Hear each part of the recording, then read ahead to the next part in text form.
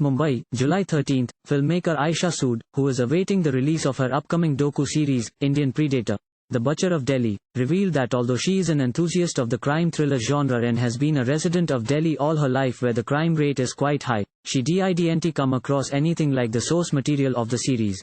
The series traces the story of a notorious serial killer who ruthlessly dismembered his victims and scattered their body parts around the city. Scary, unnerving yet compelling, the series attempts to painstakingly explain the sequence of events that led up to his arrest based on investigation and coverage of serial killings in the Indian capital.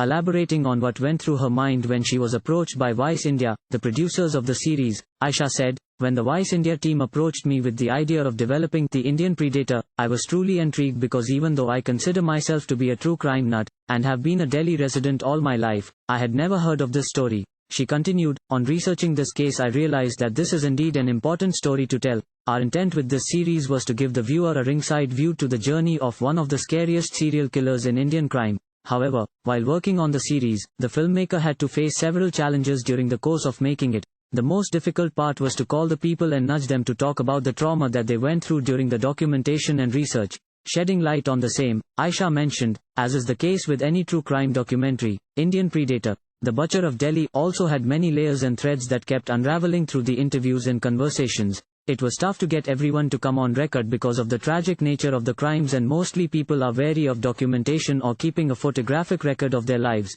So, we had to be doubly mindful with our research and ensure that all aspects of the case are being accurately corroborated. Not to mention, there were physical difficulties also at play. Whoever has shot post or during the pandemic knows how the health and security teams have to go all out to make sure the crew and our characters felt safe, the filmmaker added. Talking about what it was like to shoot in the thick of the pandemic, Ayesha said, "We had stringent COVID protocols in place, safe and controlled zones, disinfection stations and color codes to mark crew as per their working zones and technical equipment. Then as we neared the end of 2020, we were hit by one of the most severe winters the north has witnessed in recent times, while shooting in Bihar and Delhi with call times at 3/4 a.m.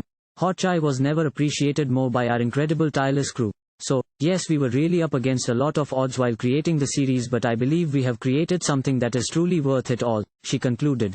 Indian Predator, The Butcher of Delhi, will drop on Netflix on July 20th. Thank you for watching. Please subscribe to channel and click on bell for more daily videos.